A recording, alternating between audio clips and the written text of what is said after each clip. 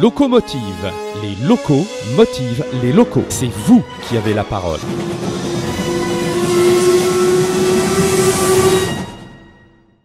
Aujourd'hui, dans Locomotive, pour ce nouvel épisode, je reçois Valérie Bernède, qui est formatrice praticienne en communication animale et humaine, énergéticienne, comportementaliste et présidente de l'association À travers son regard.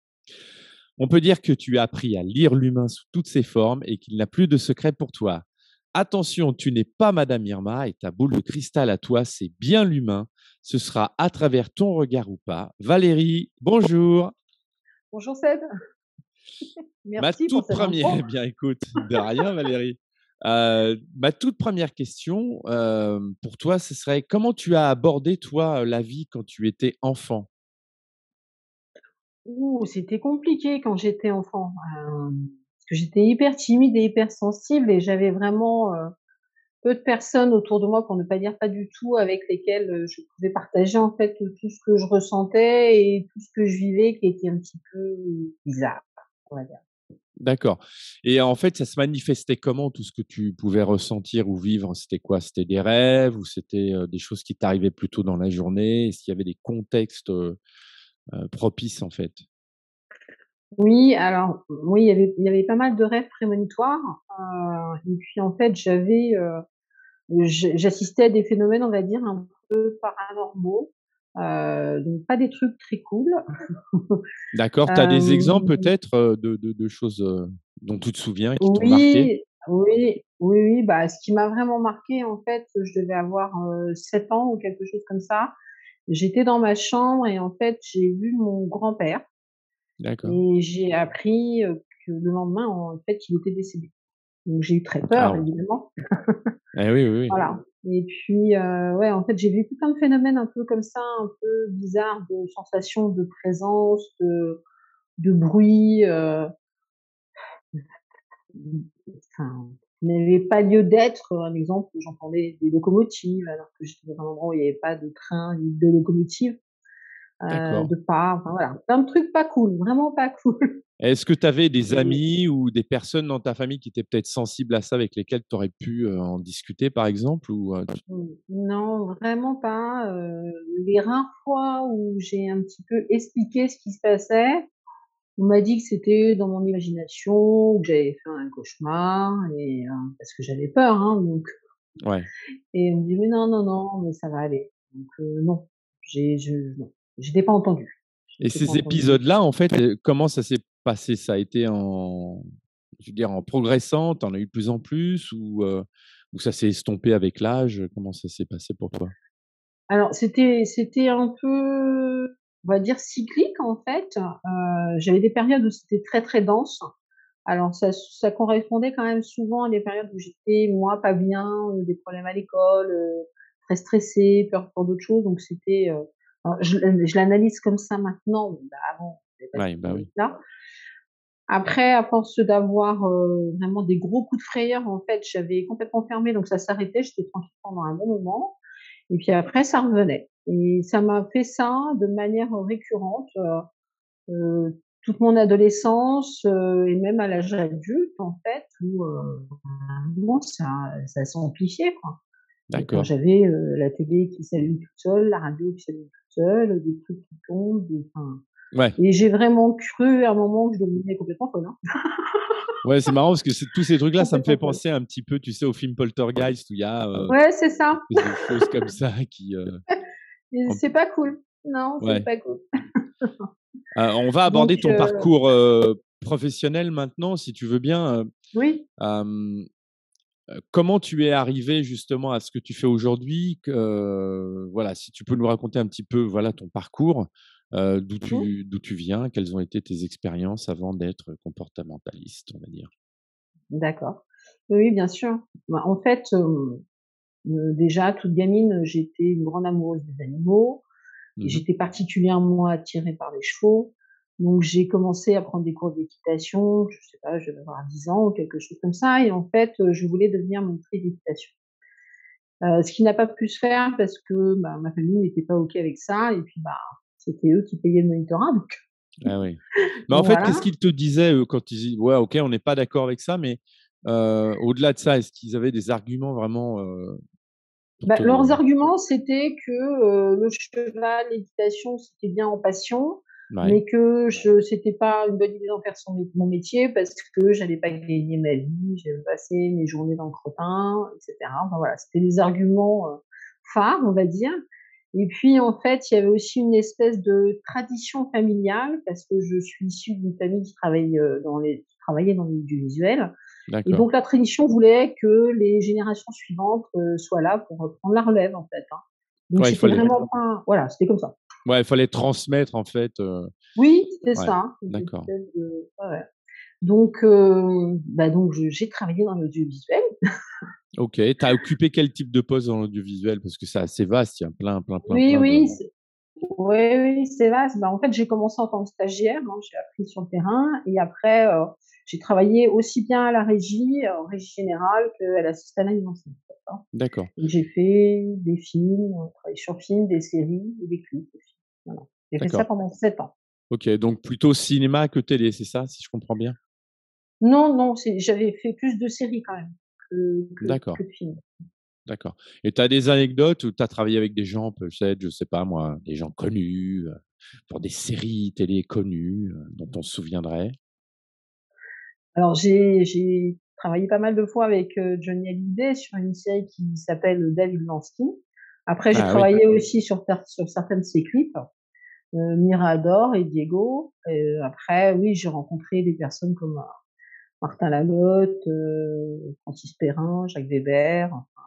d'accord. Enfin, c'était vraiment une période de ma vie, assez incroyable dans le sens que j'y suis allée un peu à reculons, mais en fait, j'ai fait des choses assez incroyables, quoi. Enfin, j'ai eu l'opportunité de vivre des ouais, ouais, des situations assez incroyables, de rencontrer, bah, des gens formidables, des gens voilà, Alors mais tant comme partout. Ouais, oui, mais je veux dire, tant Ouais, qu'on est c'est ça. sur, ces personnes incroyables, ces personnages incroyables, là, on va parler du fameux personnage incroyable, le Johnny National. Ah que le Johnny, est-ce que tu as des anecdotes assez croustillantes du Johnny? Je sais pas, tu as des choses qui Oh, t'ont marqué ou. alors ce qui m'a marqué, c'était, le décalage entre l'image qu'il donnait, à l'extérieur et qui il était réellement, en fait, hein. C'était vraiment une personne très accessible, hein, chaleureuse et voilà. Et après, dès qu'on passait en mode, show, c'était, incroyable. Et incroyable ce qu'il ramenait comme public et ce que ça générait autour de lui, en fait. On avait Ouais, beaucoup de difficultés à gérer ses fans, en fait, d'accord, quand et on tournait en extérieur. au niveau du mec en lui-même, est-ce qu'on sentait qu'il y avait une aura, il y avait quelque chose, il y avait cette énergie,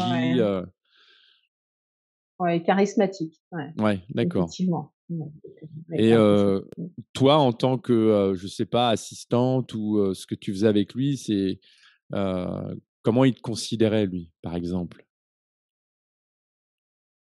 Alors, j'ai ce qui me vient, c'est à l'égal de lui-même. Oui, en fait, il y avait pas ce genre de positionnement, je suis une star, tu une toute petite chose, en fait, hein. D'accord, OK, Voilà, c'était voilà, il était pas du tout là-dedans, en fait, pas du tout. d'accord, et Très donc accessible, vraiment.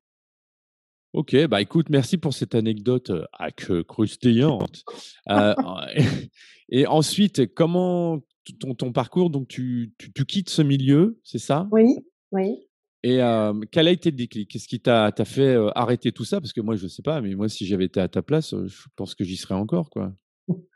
Alors en fait, oui, c'est cette année, je les ai passées j'ai beaucoup travaillé avec mon père, en fait, hein. Donc quand mon père a commencé à s'orienter vers autre chose, on va dire que j'avais un seul client qui était mon père.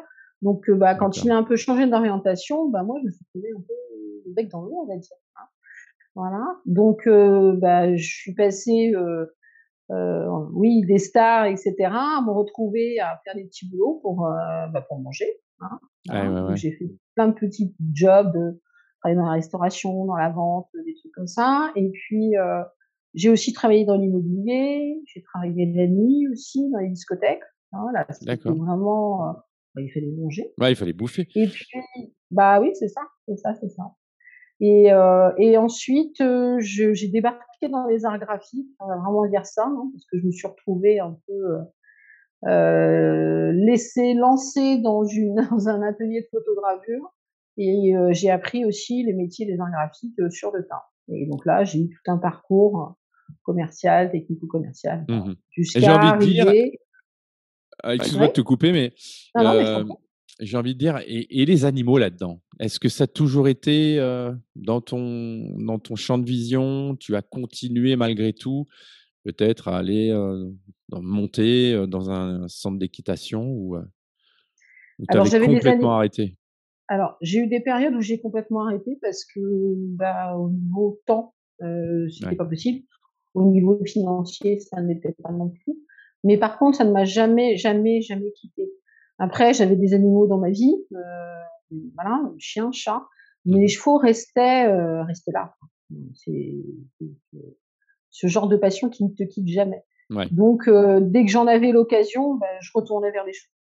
J'ai toujours fait ça en fait, hein. Et dans Mmh. tes multiples jobs, qu'est-ce qui a fait qu'à un moment donné, tu t'es dit: «Bon allez, stop là, là il faut que je fasse, vraiment ce que j'aime»? Quel a été vraiment le déclencheur? Le déclencheur, en fait, c'est en fait, j'avais un projet depuis toujours, donc depuis l'adolescence de travailler avec les chevaux. Donc ça ne m'a D'accord, jamais lâché. J'ai toujours essayé de trouver des solutions pour y retourner. Le vrai gros déclic, c'est, hem, le poste que j'occupais pardon et la pression en fait, hein. C'était devenu de plus en plus compliqué au sein de cette société. Alors après, c'est cette société, mais ça fonctionne comme ça dans beaucoup d'autres. La pression, l'impératif de résultat, la non prise en compte de l'humain, en fait, cette espèce de maltraitance que l'humain peut vivre au quotidien. Et en ouais. fait, moi, j'ai commencé à tomber malade. En fait, toutes 3 semaines, j'ai été malade. Donc, moi qui ne suis pas d'une nature trop fragile. Et j'ai vraiment eu ce déclic de dire: «Non mais c'est maintenant, si tu veux faire quelque chose, c'est maintenant». Donc j'ai Ouais. commencé à aller, regarder parce que je voulais retourner vers les chevaux, c'était vraiment vital, mais j'ai commencé à aller chercher en fait ce que je voulais faire avec les chevaux parce qu'il y a plein de métiers autour du cheval. Ouais, bah, Donc oui, il y en a. voilà, il y en a une quantité, astronomique et ce qui était clair, c'est que je ne voulais pas être maître d'équitation et c'est surtout j'ai toujours su que le lien à que l'animal, le cheval, en fait, que le lien au cheval, c'était autre chose que l'équitation et qu'ils apportaient tellement de choses et qu'ils donnaient tellement de choses et qu'ils étaient très souvent incompris qu'en fait, c'était ça que je cherchais, d'aller, voilà, se découvrir, enfin, voilà, je me suis vraiment cherchée pendant un moment. J'ai fait des stages. Est-ce qu'il y Oui, a des gens qui t'ont inspiré? Tu vois, moi, je me souviens à une époque, il y avait des gens comme Bartabas et cetera qui montaient tous ces spectacles autour du cheval, les grandes, il se passait des événements autour du cheval, notamment, tu vois, à Versailles, au Cadre Noir aussi, mmh. à Saumur, tout ça, il y a toujours eu beaucoup de choses autour du cheval. Est-ce que toi, bah, tu t'es dit: «Tiens, je vais aller voir un petit peu jusqu'où on peut, comment on peut dresser un cheval?» parce que c'est vrai que Bartabas, quand il est arrivé avec sa façon de faire ce qu'il faisait aux chevaux, moi ça m'a waouh, c'était vraiment, ça m'a laissé sur le cul pour le coup. Ouais, je comprends. Alors franchement, c'est pas du tout ma référence, ce monsieur, D'accord. vraiment pas. Mmh. Bien au contraire, même non, je suis plutôt allée vers des personnes comme, Frédéric Pignon, Magali Delgado, où je D'accord. suis allée les voir. En fait, j'étais participé à un stage avec eux en auditrice. J'ai aussi approché, des méthodes comme l'Ascense pour aller découvrir ce qu'était l'équitation diététologique. Enfin voilà, j'étais Ah oui, plutôt, d'accord. voilà, j'étais plutôt là-dedans. J'étais pas du tout dans le dressage, dans le spectacle. J'étais vraiment dans le lien, la compréhension, travailler autrement en comprenant l'animal. Enfin, j'étais déjà dans ce truc-là et puis, bon, j'ai continué à chercher, en fait. Puis à un moment donné, en fait, je suis tombée sur ce métier de comportementaliste équin et qui D'accord. là est venu complètement résonner avec, ce que moi j'avais envie de vivre et de partager avec les chevaux. C'est en fait, c'est de leur servir d'interprète. Alors déjà, rien qu'à travers le métier de Mmh. comportementaliste équin. Mais en Parce que allant plus loin, je me ouais. souviens aussi au Canada, il y avait des méthodes, notamment les chuchoteurs, ce qu'on appelle Ouais, tu sais, il y a eu un très beau film de fait là-dessus, l'homme oui, qui oui, tout à fait. murmurait à l'oreille des chevaux. Oui, oui, Et je l'ai vu tu l'as vu, est-ce plusieurs que fois. ça t'a donné justement un déclic en disant: «Tiens, bah, ça rejoint exactement ce que j'ai envie de faire»? Est-ce que peut-être il y a des Canadiens qui t'ont inspiré pour, aller vers d'autres méthodes, justement, si c'était pas le dressage, en dehors des personnes que tu m'as citées? Alors c'est vrai que ce film avait vraiment touché, bouleversé, heu et il restait présent dans ma tête. Après, je te dis d'autres personnes pas, j'ai à part celle dont je t'ai parlé, non, pas d'autres. D'accord. Parce qu'après, je cherchais quelque chose de bien particulier, vraiment. Donc non, non, c'est OK, et j'ai voilà. envie de dire justement, tiens, tu vois la sensibilité que tu peux avoir avec les animaux, et je me suis dit à un moment donné, tiens, mais pourquoi elle s'est pas dirigée vers, l'humain? Tout simplement parce que, quand on a cette sensibilité vers les animaux, on se dit: «Bah, tiens, est-ce que tu ressentais des choses déjà à l'époque quand tu as commencé à t'intéresser aux chevaux, avec les humains?» Tu vois? Ton lien avec l'humain, c'était quoi? Tu étais obligé de fermer peut-être des portes de perception ou Oui, oui, oui. Alors en fait, c'est vrai que mon ouverture à l'humain, elle est revenue par les animaux, en fait. Parce d'accord, que parce que je ressentais effectivement, avec mon côté empathe, cette hypersensibilité et cetera, je ressentais tout puissance 12 000 et pour moi, il y avait vraiment des situations, des comportements que je vivais de manière très violente. Et donc j'étais complètement et puis c'était dissonant, il y avait vraiment des ouais, comportements qui allaient pas en adéquation avec ce que je pouvais ressentir, donc il y a eu une période où je me suis complètement fermée à l'humain d'accord, et il a fallu que moi je me répare par d'accord. rapport à ce que j'avais pu vivre, que je déconstruise, que je reconstruise et puis aussi, c'est ce que je disais tout à l'heure, en fait, c'est grâce aux animaux que je suis revenue vers l'humain parce que, bah, les personnes qui ont commencé à me contacter, pour que je les accompagne avec leurs animaux, en fait, et via aussi, bah, la communication animale, Mmh. j'ai vu, j'ai senti, heu, les humains à travers leurs animaux, en fait. Ah oui, OK. Et là, ça a complètement changé mon regard sur l'humain et même si c'est vrai, j'ai mis du temps, mais c'est parce que aussi il est évident qu'on ne peut pas accompagner l'animal si on n'accompagne pas son humain parce qu'ils sont indissociables. Oui, c'est ce qu'on fait ce qu'on appelle l'effet miroir, en fait. Oui, oui, oui, il y a Ouais, cet effet miroir, mais et également le fait que les animaux, en fait, ressentent tout et ouais. puis avec une intensité incroyable. Ils ont une excellente lecture de l'humain. C'est-à-dire aussi bien du point de vue santé émotionnelle qu'énergétique, en fait, hein. Donc et ils sont impactés par, tout ce qui peut traverser l'humain. Moi, j'ai l'impression qu'ils sont un peu des éponges, je ne sais pas si c'est l'effet que ça te fait aussi, mais avec le peu de connaissances que j'avais, sur la relation homme-animal, j'ai toujours eu l'impression qu'ils étaient des éponges. Tu sais, le chat Mmh. vient se mettre sur ton ventre quand tu as mal au ventre, le chien, quand il te sent pas bien, vient, il est plus proche de toi. J'avais l'impression qu'ils étaient, ouais, des vraies éponges. En fait, ils absorbent toutes nos névroses, tu vois? Hem À titre perso, moi, j'ai vécu des expériences assez tristes dans ma vie, et heureusement que j'avais un chien parce que ça m'a permis de continuer de me lever, d'être obligé d'aller le sortir, d'être obligé de m'intéresser à lui, d'être obligé de le nourrir, de faire attention, de le nourrir pas que avec de la bouffe, hein, justement aussi de le nourrir de ce que il me restait en magasin comme amour, à une époque où il n'y en avait plus beaucoup, Oui, oui, oui. tu vois? Ouais. Est-ce que tu as suivi des formations particulières? Parce qu'il y a pléthore de formations. J'ai cité les Canadiens, mais je pense qu'en France, il y a aussi une offre, qu'est-ce que tu as suivi toi comme formation? Alors pour la formation en communication animale et lecture du vivant, en fait, j'ai été formée par Gilles Boncalves. D'accord. Heu, voilà, qui est, bon, plein de choses. C'est un peu difficile. Non, mais bon, c'est très réducteur ce que je viens de dire et alors que c'est pas du tout le cas. Mais, donc oui, j'ai été formée, par Gilles Gongalves qui, a des écoles d'acupuncture, qui forment à la médecine traditionnelle chinoise et vietnamienne, qui est spécialiste voilà, de plein de choses, mais également, à des hyperperceptions et donc est en capacité de nous donner, des outils, pour nous canaliser en fait. Il nous Mmh. aide à bosser sur nous. Parce qu'en fait, le truc qui est super important, en tant que praticienne et aussi formatrice maintenant en communication animale, c'est que le praticien, la praticienne doit absolument bosser sur elle. Ouais. Parce que en fait, comme on capte les informations à travers nous, Mmh. donc voilà, on est émetteur-récepteur, donc on passe pas par je ne sais quoi, l'âme, les anges, bref. Ouais. Donc en fait, comme ça passe par notre prisme et par nos filtres, si nous, on n'est pas au clair et complètement alignés, en fait, on vient complètement, parasiter nos lectures et on fait des projections émotionnelles ou des projections de nos propres Mmh. traumas dans nos lectures.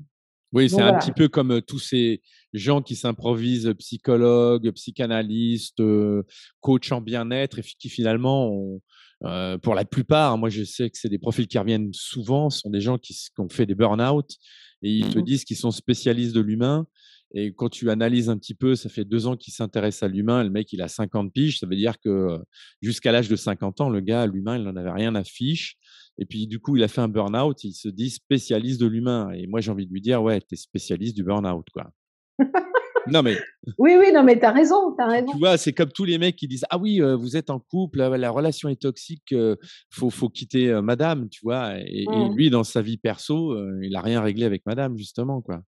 Donc, tu veux dire que dans ton métier, comme dans le métier de psy, en fait, il faut faire attention justement à continuer de se former et faire attention si on n'est pas en train de faire des projections sur Oui. sa vie perso.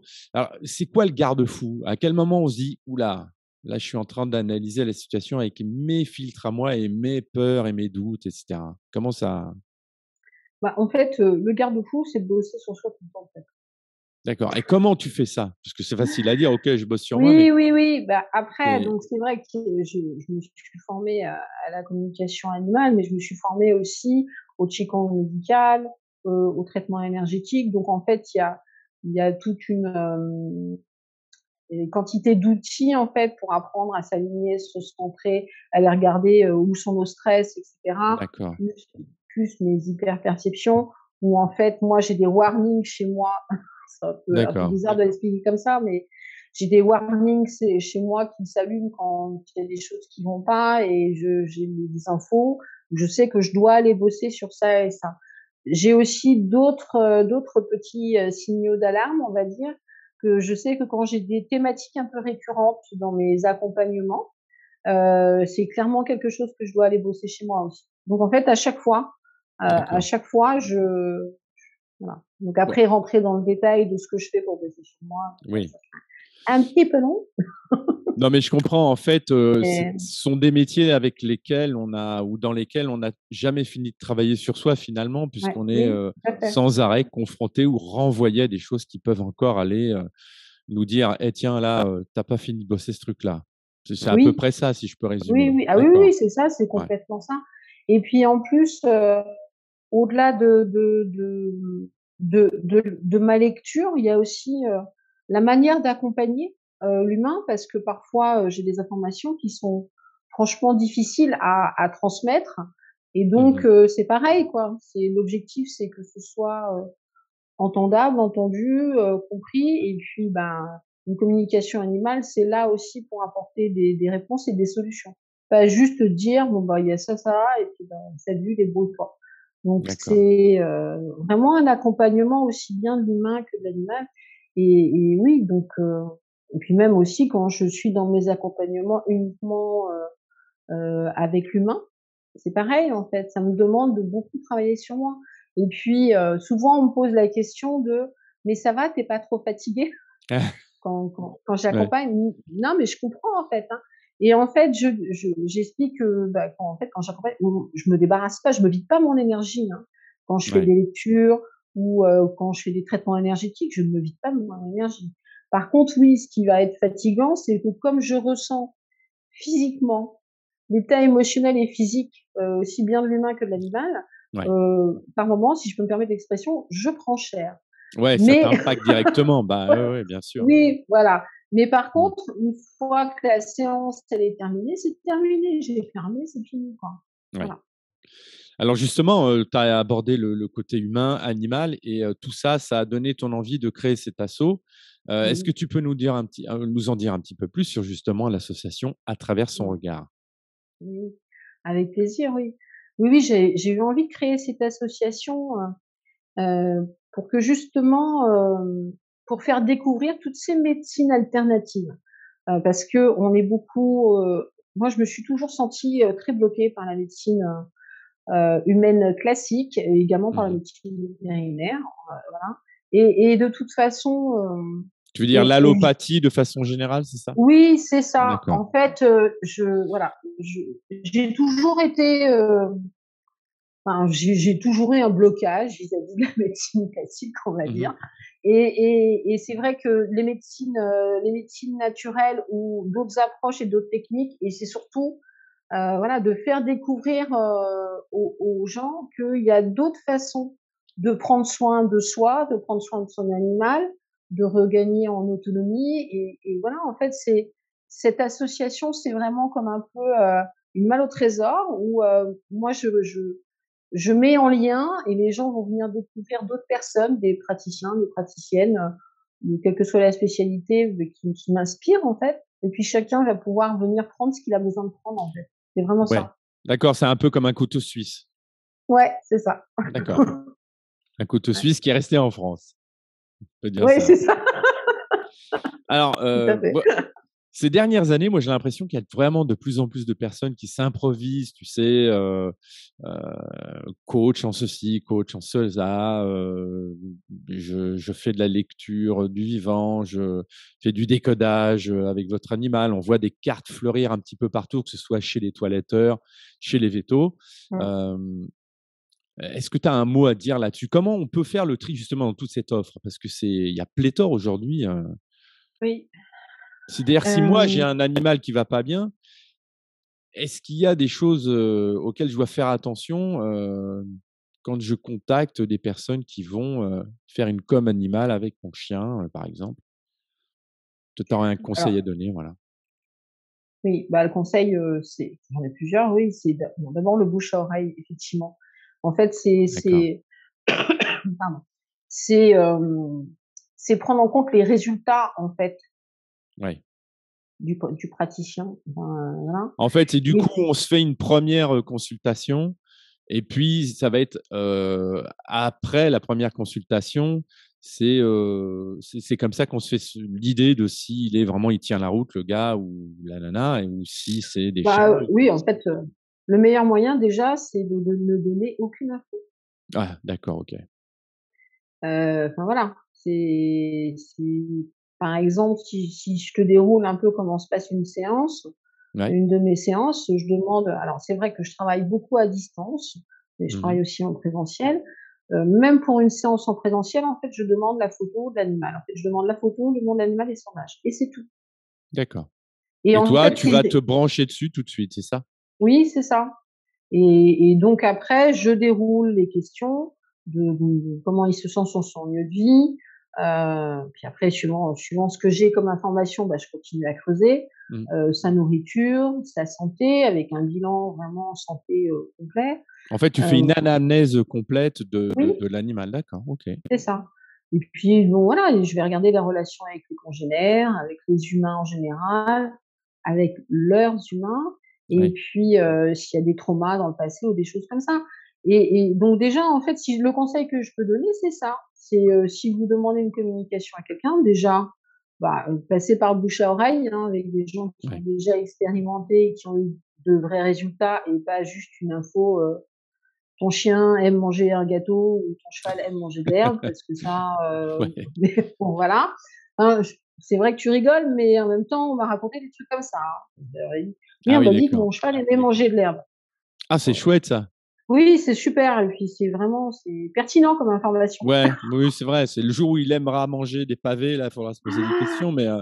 Bon, voilà, plus d'autres choses, qui sont enfin bref, Donc en donc fait, ton conseil, toi, pour éviter tous les mystico barrés ou les barrés en tout genre, Ce serait quoi, par exemple? Tu m'as cité quelque chose de, bah, finalement, oui, il aime manger de l'herbe, mon cheval. OK.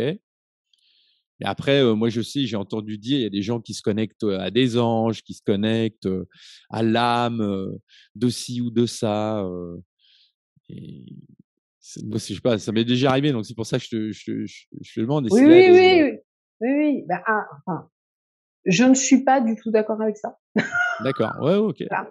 Voilà, moi je ne suis pas du tout d'accord avec ça. Je C'est-à-dire ne que, c'est au-delà d'être d'accord ou pas, ça est-ce que ça démontre que la personne qu'on a en face de soi est sérieuse, qu'elle a suivi une formation sérieuse ou pas, tu vois? Parce que peut-être que les mystico-barrés, ils ont suivi des formations de mystico-barrés pour le coup, tu vois? Alors il y a plein de formations en fait, hein, il y a plein de formations, D'accord, mais pour moi, alors je vais le poser autrement. Pour moi, le fait de passer par des canaux extérieurs, enfin pour moi ça passe, la connexion elle est sensorielle, les e-perceptions, ce sont les nôtres, on est tous émetteurs-récepteurs.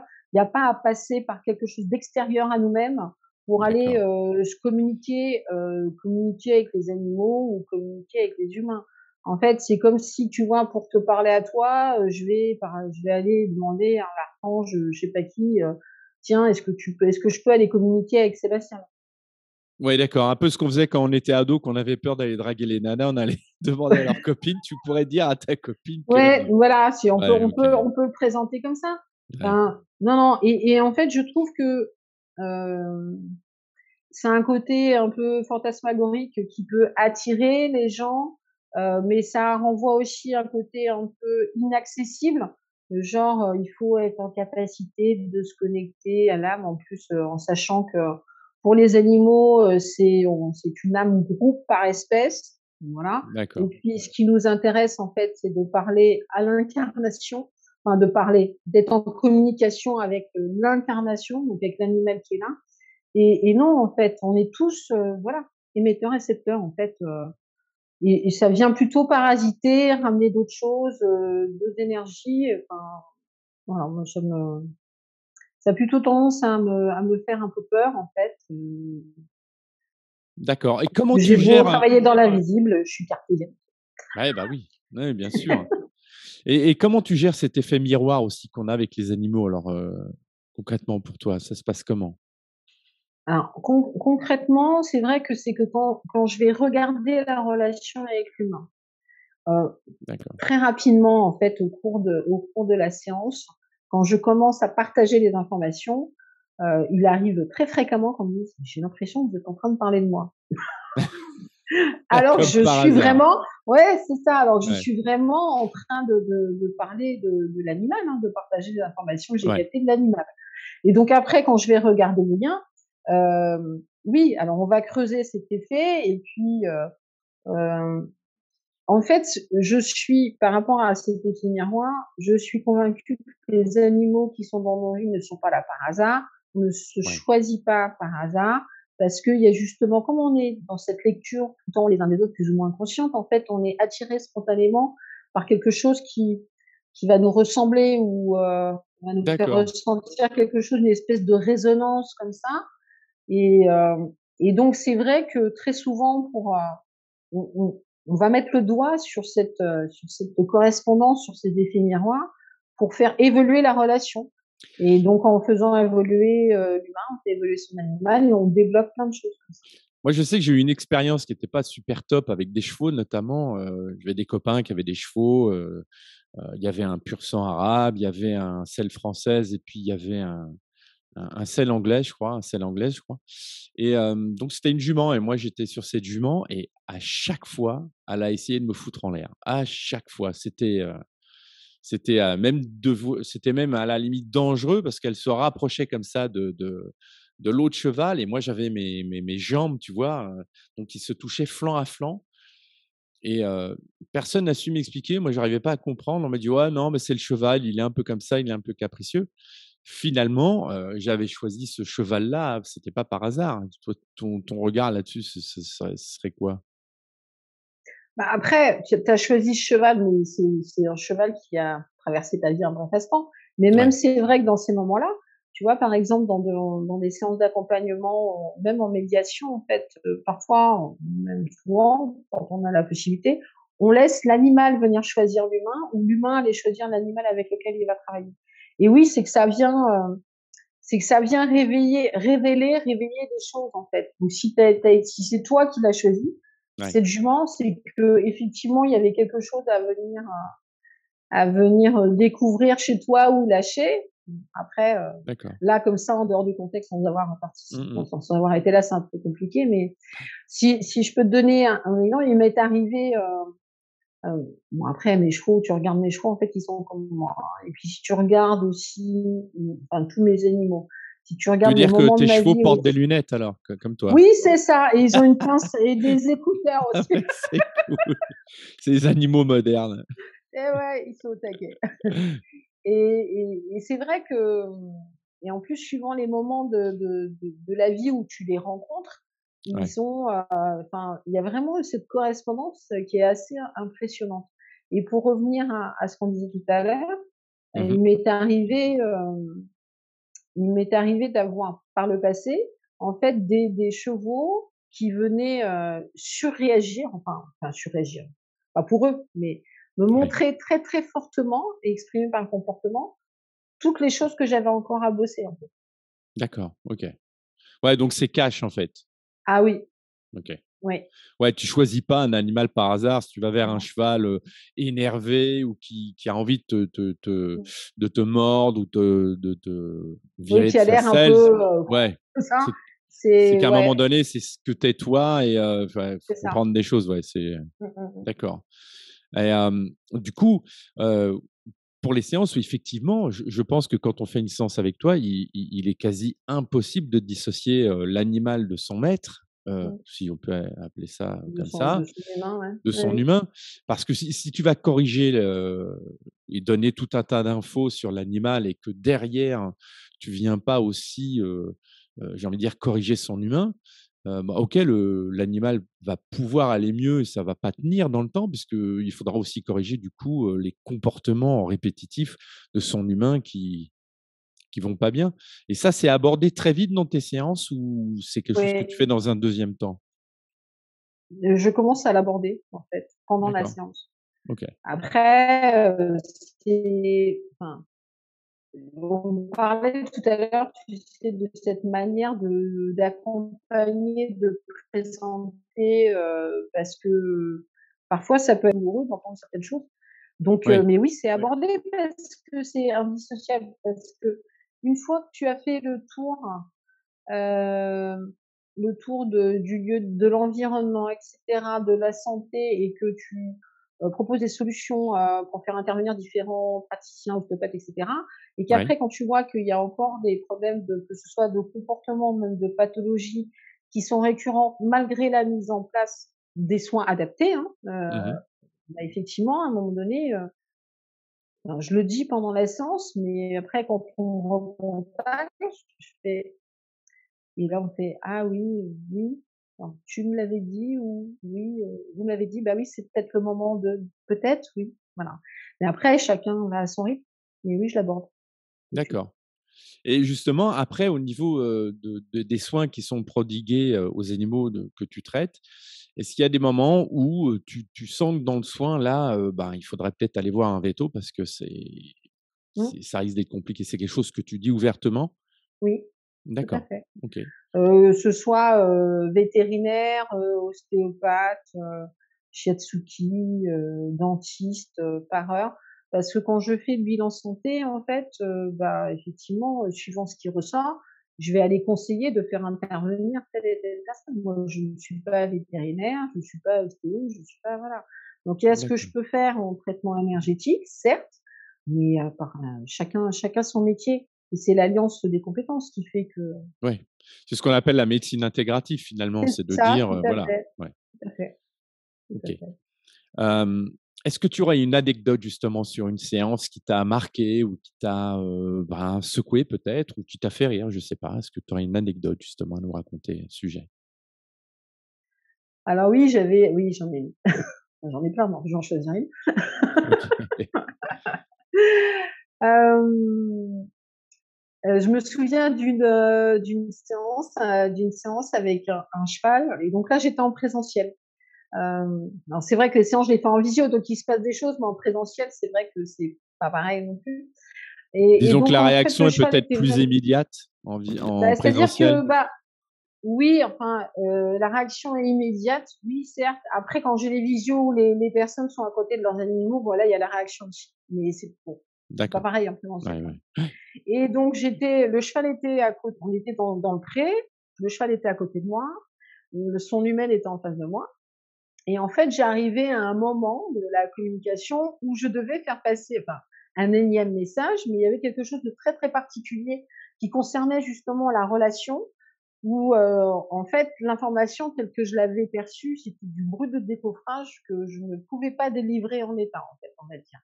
D'accord. Et donc, en fait, je prenais des gants parce que je dis toujours les choses, mais je fais en sorte que, voilà. Je prenais des gants pour amener le sujet et en fait, j'avais le cheval à côté de moi qui s'énervait, qui s'est mis à taper du pied, à me pousser du nez Carrément. et à s'énerver, il me pousse comme ça. Et je lui fais: «Oui, je sais, je vais lui dire, mais laisse-moi». Et voilà. Et en fait, à partir du moment où j'ai dit ce que j'étais censée partager avec son humaine, il a Ouais, relâché et il d'accord. est parti.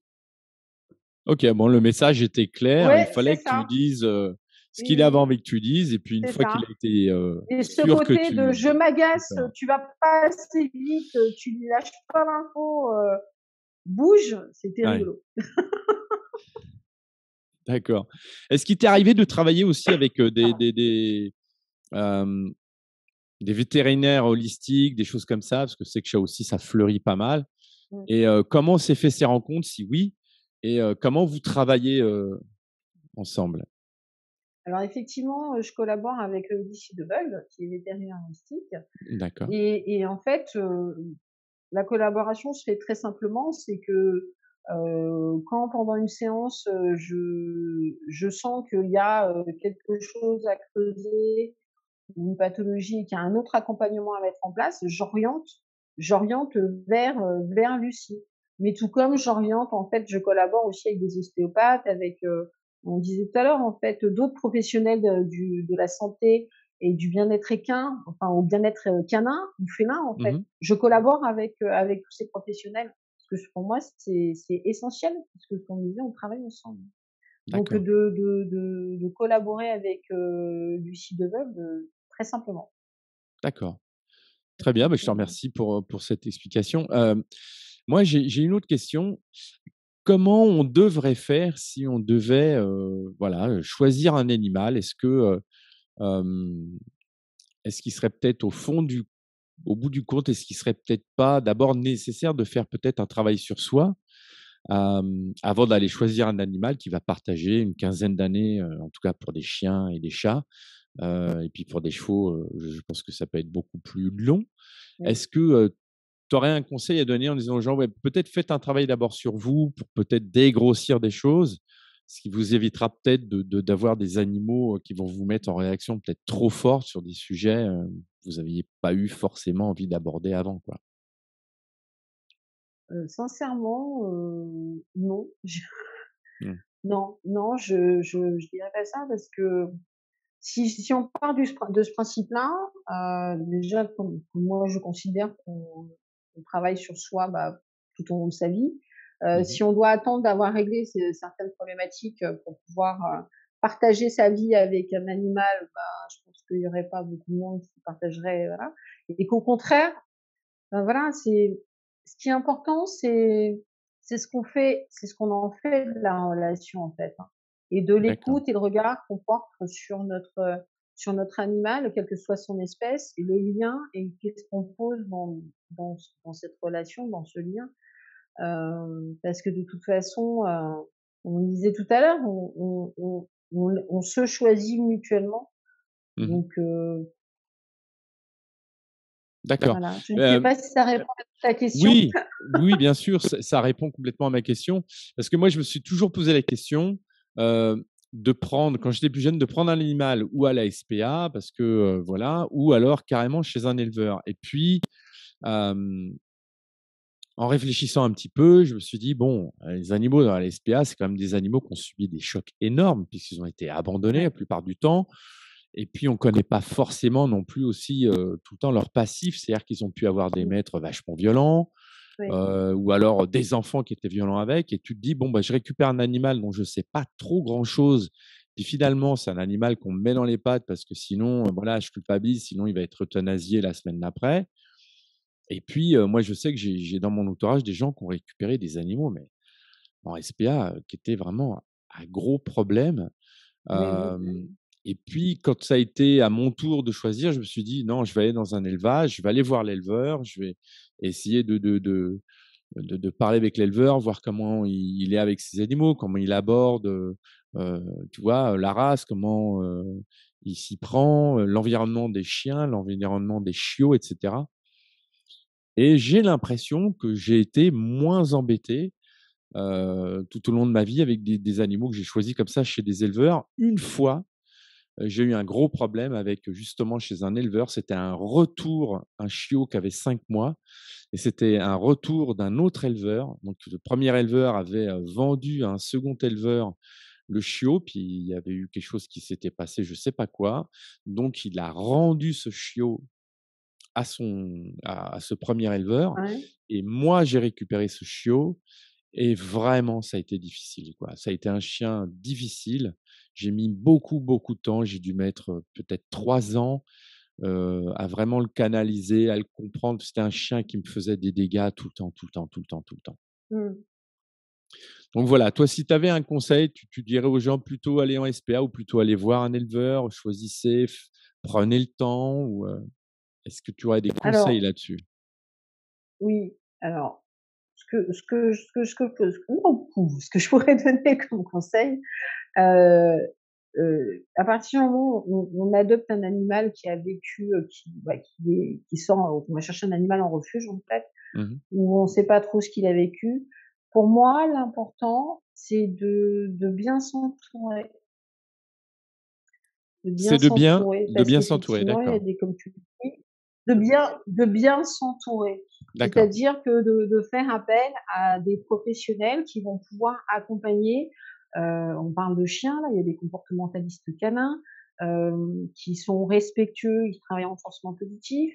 Enfin voilà, il y a plein de choses à mettre en place parce que oui, la réparation de traumatisme prend du temps et ça nécessite un accompagnement.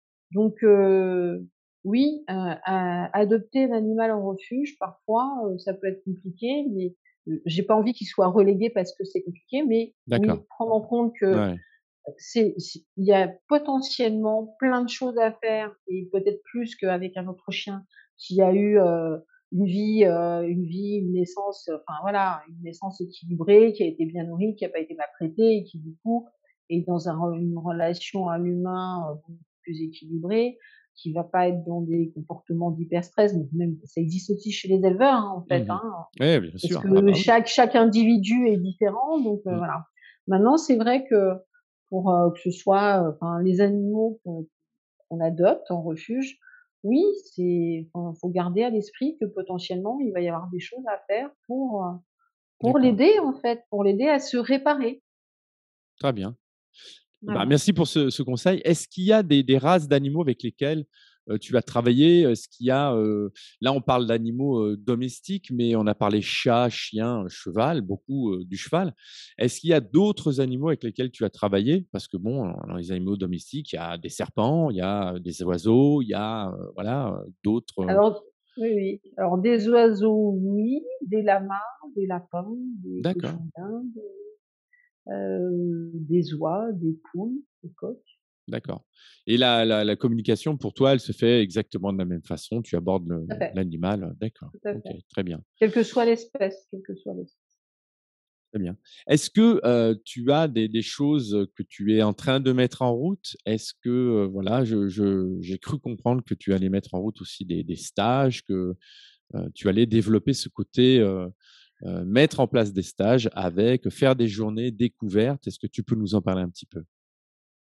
Oui, oui, alors, bah, à travers l'association, j'ai créé ma chaîne YouTube qui s'appelle «À travers son regard», donc j'ai commencé à interviewer, des personnes. Donc la première était Marjolaine Rigattieri qui va venir bientôt dans la région de Poitiers pour me proposer un formidable atelier, dédié aux femmes et des D'accord, femmes et quelle est sa qui portent. spécialité justement, à cette jeune femme? Alors, Marjolaine, elle est, experte dans le comportement et les techniques, oratoires, en fait. D'accord, Mais elle est bien plus que ça. C'est-à-dire qu'elle, par le biais de ses outils et de toute son expertise et son expérience, en fait, elle va amener, les personnes à se révéler et à réussir à prendre leur place, en fait, hein. d'accord. Voilà, donc elle est topissime. Donc elle sera là, en juin, donc je donnerai les dates plus précises. Si j'avais su, j'aurais pris mon billet demain. Bah, je pense qu'on peut retrouver tous ces événements Oui, peut-être toutes sur les ta page informations. Facebook ou, Oui, oui, toutes les informations, donc voilà. Donc j'ai également fait une intervention avec Gilles Bongavès, sur la thématique de l'énergétique et croyances. d'accord, Là, je suis en train de préparer aussi un live, concernant le medical training avec d'accord, Caroline Raillard. Et d'accord. puis, j'ai déjà organisé une journée bien-être équin, en Charente-Maritime. Je vais en organiser une début juillet, Et donc dans en cette journée, en collaboration fait, avec il y avait qui y avait? En fait, il y avait, bah, forcément, il y avait toi et qui y oui, avait d'autres comme intervenants? ostéopathe, D'accord. physiothérapeute, dentiste, podologue, naturopathe, Ah oui, et praticienne en biorésonance et puis une praticienne en shiatsu. Donc on intervenait tout ensemble sur cette d'accord, journée pour faire découvrir les métiers de chacune. Et puis voilà, non, c'était vraiment chouette de partager ça et avec, les personnes qui se sont déplacées et puis, j'ai vraiment envie de reproduire ce type d'événement, qui d'accord, permettent aussi, bah, voilà, aux gens et aussi bien pour les chevaux que pour les chiens, si j'ai dans l'idée d'organiser une journée bien-être canin aussi. d'accord. Voilà, Donc en fait, l'idée ouais, c'est tu te partager. partager puis développer en fait, Oui. comme un centre de formation finalement, heu, où tu pourrais faire intervenir, différentes, typologies de métiers pour, justement, faire, découvrir tous les métiers liés au bien-être animal. Oui, pourquoi pas plus tard. C'est vrai que pour l'instant, c'est à l'étape de d'ouvrir et après, pourquoi pas? Pourquoi pas? Très bien. Bah, en tout cas, Valérie, je te remercie pour toutes ces informations. Où est-ce qu'on peut retrouver justement l'ensemble de tes infos? Est-ce que tu as un site internet, par exemple, et cetera? Est-ce que tu peux nous donner, Alors le site internet est en cours. Il va d'accord. falloir que je m'active d'ailleurs pour le terminer parce qu'à force d'être en cours, voilà. Sinon je suis, présente sur Facebook, alors j'ai la page de l'association qui est l'association À travers son regard et j'ai D'accord. également le compte Facebook qui est Valérie à travers son regard. Je suis également sur Instagram et puis, donc sur YouTube avec ma chaîne qui Donc, s'appelle aussi À à travers son travers son regard, regard. histoire de ne pas être perdue. Voilà. Et toi, Voilà. tu es situé dans quelle région de France? Alors moi, je suis dans la région de Poitiers, pas très loin D'accord, de Chevigny. Et je d'accord. me Et tu déplace. interviens, partout en France, je suppose, grâce aux visios Oui, c'est et ça. puis éventuellement, si on a envie de t'inviter, C'est heu, possible. dans un club équestre, par exemple, ou lors d'une manifestation canine, ou Mmh. féline, il suffit de te contacter. Super. Oui, oui, tout à fait. Valérie, je te remercie du temps que tu nous as consacré et Merci puis, beaucoup. je te dis à tout bientôt et bon courage et bonne chance pour la suite. Merci Allez, beaucoup Seb. À bientôt. Bye. bye bye. Freedom Radio.